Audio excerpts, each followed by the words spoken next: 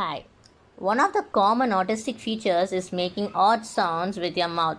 It could be any random sounds or a specific sound like barking sound, clicking sound, or even humming. In some cases, a child might use a specific word and repeat it multiple times. This sound is considered to be a self calming technique employed by the child. However, continuous expression of such sound might hinder his daily activities and also disturb others. Now let's see how to reduce this behavior, and this is a whole bag of tricks. Welcome back. There are two reasons to why a child might develop this behavior. While making such noise, the child's mouth, body, tongue, neck and vocal cord will get tightened. The child might feel relaxed by that. Any background noise can irritate the child, and the child might use these odd sounds to mask them up. The noise might not be in the room.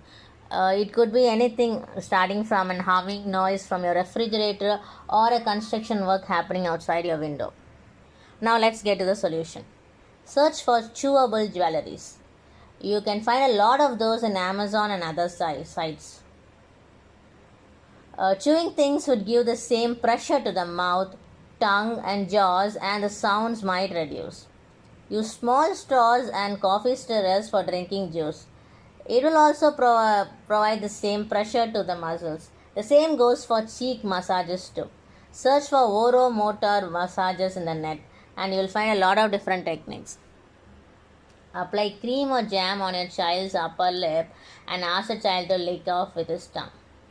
This will also give the same pressure to the mouth and tongue.